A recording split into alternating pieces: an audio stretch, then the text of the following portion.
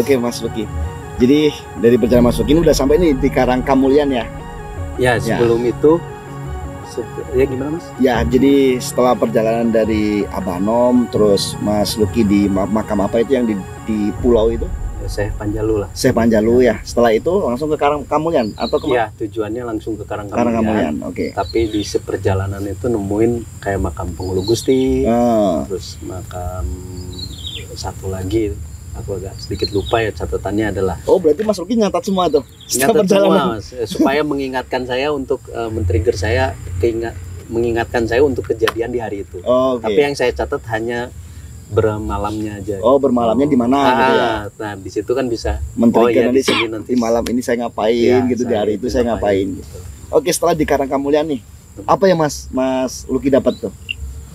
Jadi sebelum di Karangkamulyan kan nyambung sama ada daerah sebelumnya itu yang saya nggak tahu tuh. Ya, bukan saya nggak tahu ya, saya tahu, pernah dengar, tapi nggak saya terlalu perhatikan gitu. Bukan salah satu yang ingin saya kunjungi, tapi ketika seperjalanan karena nggak bawa handphone tadi, saya lihat pelangnya ada Astana Tinggi, Astana Gede. Astana Gede. Nah, kalau di bahasa Indonesia kan berarti istana besar lah. Besar, oke. Di situ. Nah saya datang ke sana, tapi lumayan tuh dari Pelang Jalan Raya ke dalam itu sekitar 4 kilo apa 5 kilo lah. Ya itu kan lumayan ya. Saya udah ngukur perjalanan saya, ternyata 1 jam itu cuma 4-5 kilo aja. Sejam, jadi 4 kilo itu membutuhkan waktu 1 jam. 1 jam. 1 jam sampai apal. Karena lihat pelang-pelang itu loh Mas di pinggir jalan. Daerah mana 160 kilo lagi gitu. Iya. Oh ternyata udah berkurang 4 kilo pas lihat waktu, 1 jam. Gitu. Nah akhirnya saya ke sana karena masih pagi lah, belum zuhur pun belum, masih pagi. Saya ke sana penasaran gitu. Tempatnya indah. Tempatnya ini Astana Gedenya nih.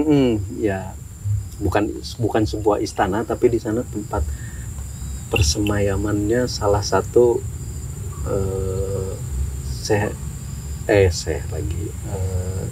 Dyah Pitaloka. Oh, Dyah Pitaloka. Yang perang bubat itu, dalam tanda kutip yang perang bubat itu. Nah abunya itu disemayamkan di situ. Oh abu ininya ya, abu dari jasadnya ya, dikremasi ya, kan dibakar ya beliau. Nah akhirnya di situ ya sedikit mendapatkan insight pengetahuan tentang sejarah di tempat itu, karena banyak makam raja-raja pun di situ. Oh berarti tidak hanya makam beliau aja gitu, jadi ada makam-makam raja-raja di situ ya, kayak makam keluarga raja gitu mungkin ya? Iya, kurang lebih kayak gitu. Karena bapaknya pun di situ, disemayamkannya bapaknya Dyah Pitaloka itu. Nah di tempat itu tuh ya mungkin kalau ngobrol di sana ya sejarahnya ya sesuai sejarah yang ada di Google. Oh gitu, sama ya.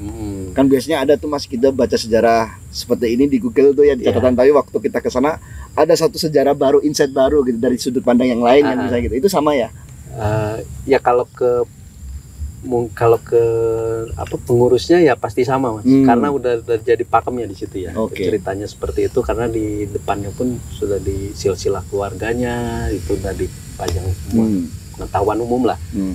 Tapi kalau kita nanya-nanya ke tetangga-tetangga yang lain atau ke yang ada di daerah situ yang jualan apa, yang jualan itu ada insight baru lah. Oh ada tambahan sudut pandang baru, sudut pandang baru yang katanya sebenarnya perang bubat itu nggak ada, gitu-gitulah.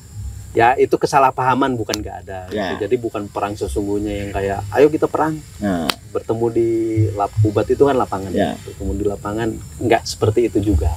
Tapi mungkin ada kesalahpahaman ya. Jadi yang menarik tuh saya pernah dengar cerita itu tuh Mas tentang perang bubat ya. Memang perang bubat ini pernah ada gitu karena kesalahpahaman gitu.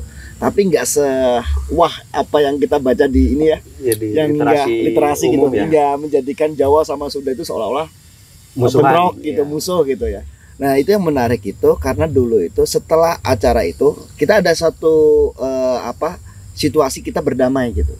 Bahkan jauh setelah itu gitu. Nah akhirnya perang bubat itu dimunculkan lagi karena ada satu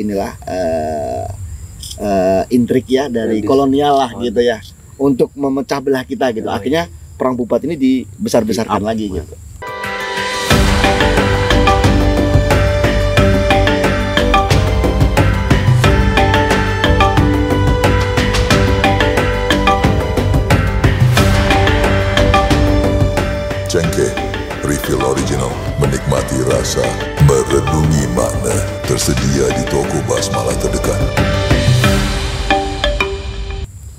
Jadi ya ada ini ya Mas, ada termasuk insight, bukan insight lah, termasuk settingan dari penjajah gitu ya, untuk apa namanya istilahnya itu politik adu domba itu ya. Adu domba itu. Jadi dipecah-pecahkan. Ya itu pun yang saya pelajari sebelum melakukan perjalanan ini kan, saya mempelajari leluhur lah, ajaran leluhur gitu kurang lebih. Ya katanya pun ya itu termasuk politik adu dombanya mereka. Jadi itu mungkin menjadi wawasan baru ya buat teman-teman yang mendengarkan gitu, bahwa kita memang dari dulu Jawa dan Sunda itu memang saudara lah, adik kakak gitu. Jadi jangan sampai kita pun termakan dengan ini ya wacana-wacana yang memang itu membuat kita terpisah gitu, karena itu memang by design lah ya, untuk kita diadu domba antara Jawa dan Sunda gitu. Oke Mas Luki, lanjut tuh perjalanan dari situ tuh. Nah habis dari situ ternyata nyambung. Nah di situ menariknya ada satu orang yang manggil saya tuh, Mas, Kang kan dia Kang, sini Kang. Ternyata dia lihat saya jalan dari Tasik lah kurang lebih ya, atau dari Ciamis gitu. Pokoknya ya kurang lebih udah berapa puluh kilometer dia pernah lihat saya jalan. Ketemu lagi di situ. Akhirnya dia kasih saya makan di situ gitu ya. Dapat berkah di situ. Dapat berkah di situ. Jadi ya itu Mas yang menarik, saya pun ingin menanyakan ke Mas Ori ini, yang menarik itu ketika saya melakukan perjalanan ini tanpa membawa maps lah kurang lebih kayak gitu ya, kayak ini belok kiri apa belok kanan ya, ke kiri apa ke kanan ya, kayak ada persimpangan itu, terus ada pertentangan batin yang sangat luar biasa ketika munculnya masa lalu, penyesalan masa lalu, terus pengharapan untuk masa depan. Itu kan di perjalanan itu selalu muncul hal-hal seperti itu. Nah itu apa ya, kenapa sih Mas bisa seperti itu di dalam nuansa kehidupan kita ya. Nuansa kehidupan kita itu apa, masa lalu itu selalu muncul gitu. Ya saya pun ingin merilis itu gitu, ingin memaafkan diri saya sendiri lah kurang lebih seperti itu, melakukan perjalanan. Jadi yang menarik kan memang ini dalam pandangan saya Mas ya, bahwa sebetulnya kita itu sebagai manusia itu sebetulnya adalah makhluk memori ya. Jadi segala kenangan-kenangan kita itu akan melekat menjadi identitas kita, kan gitu tuh. Makanya mencari jati diri ini menarik menurut saya gitu. Ketika kita mencari jati diri kita yang mana kita anggap sebagai tubuh fisik gitu. Ini bagian dari tubuh kita, bagian dari diri kita gitu. Karena kita kumpulkan, termasuk kenangan, memori, itu kan kita kumpulkan tuh. Dan ternyata segala kenangan-kenangan memori itu sebetulnya bukan diri kita juga. Sebetulnya ya? Sebetulnya bukan. Nangkep ya Mas ya? Iya. Jadi kalau kita bicara, kan tadi menarik ya ketika Mas Rugi bilang bahwa saya itu ingin mencari jati diri saya gitu. Nah jadi diri itu adalah diri kita yang sejati kan gitu ya. Nah sama halnya tubuh fisik ini adalah segala apapun yang kita akumulasi untuk kita kumpulkan hingga akhirnya tubuh ini terus berkembang, dinamis. Kan kita bertumbuh tuh, masih kecil, terus kita makan, minum gitu kan, tambah besar kan gitu tuh. Termasuk segala kenangan memori, itu kan kita kumpulkan dari kecil. Nanggap ya? Termasuk saya ngobrol sama Mas Luki nih, saya dapat insight nih. Kan gitu tuh. Itu akan menjadi bagian dari diri saya. Pengetahuan dari Mas Luki saya serap menjadi bagian dari diri saya. Tapi bukan saya. Tapi kan bukan saya. Bingung nggak di situ? Nah itu nanti lah kita kupas lebih lanjut ya. Karena kebanyakan kita terjebak oleh itu gitu. Misalnya nih kita terjebak oleh ranah fisik gitu, maka kita akan terjebak bahwa diri kita adalah tubuh fisik ini. Maka kita akan melekat pada dunia ini seolah-olah dunia ini adalah tempat yang paling abadi gitu. Karena kita melekat pada jasad fisik. Lalu ketika kita melekat pada aspek mental gitu ya, itu kan juga menjadi suatu hal yang menarik ketika kita kembali ke sang kolek gitu. Itu semua segala aspek apapun harus kita tanggalkan gitu.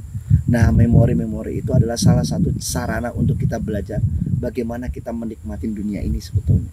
Untuk mengenali apa? Mengenali yang sejati. Makanya ilusi itu akan hadir karena ilusi itulah yang mengantarkan kita pada kesejatian gitu, sebetulnya gitu. Nah itu yang menarik. Nanti kita bisa kupas di situ, Pak. Karena kan pasti kita itu berjalan dalam hidup itu pasti masa lalu itu akan melekat pada diri kita. Makanya hidup itu kan bagaimana kita menikmati, bagaimana kita mensyukuri gitu. Karena tidak ada hal yang paling menarik kecuali kita menerima segala apapun dalam hidup kita. Kan yang jadi masalah itu ketika kita tidak menerima nih. Misalnya gini, kenapa sih hidup saya kayak gini nggak kayak itu gitu? Kenapa sih saya kok harus mengalami ini nggak kayak beliau gitu kan? Itu menjadi hal yang menarik gitu.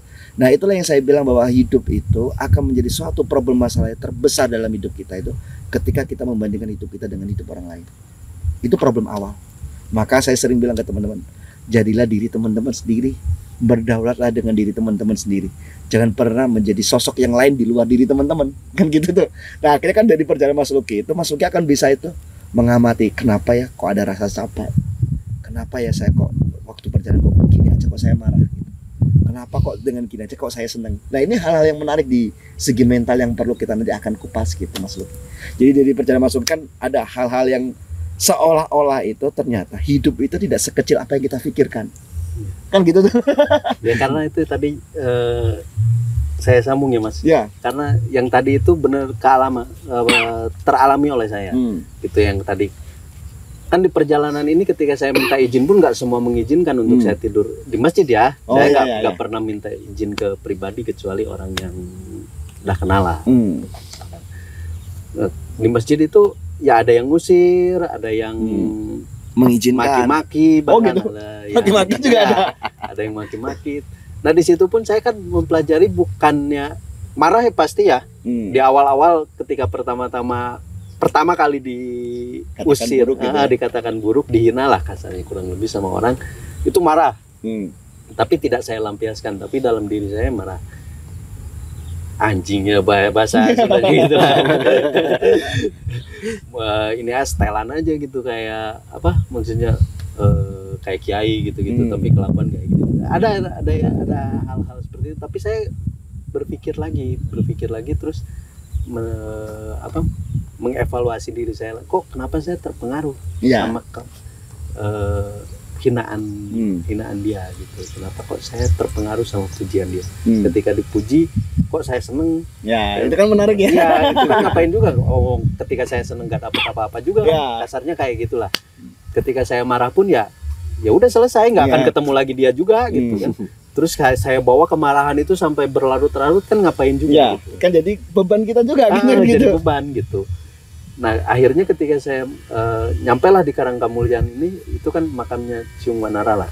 Oh Cimuanara, ya pernah dengar. Itu kan salah satu ini anak dari raja kan ya. Yang itu dimana ketika Sunda dan Jawa itu terpisah itu kan karena kalau nggak salah ya cerita itu kan ada sambung ayang Cimuanara gitu. Ya gitu ya. Iya betul.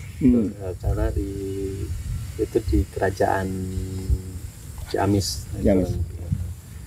Nah, kerajaan Galuh itu, ya, kerajaan Galuh Ciamis ya, itu di sana tempat-tempat ya, termasuk ada tempat-tempat keramatnya lah yang dikeramatkan oleh masyarakat setempat. Nah di situ kan saya merasakan diri saya yang tenang, karena emang itu tujuan saya ya. Emang ini loh Karangkamulian tuh itu yang banyak diceritakan orang-orang. Karena katanya banyak orang di Sunda itu yang bilang kalau kita mau mengenal jati diri, pintu gerbangnya itu ke Karangkamulian.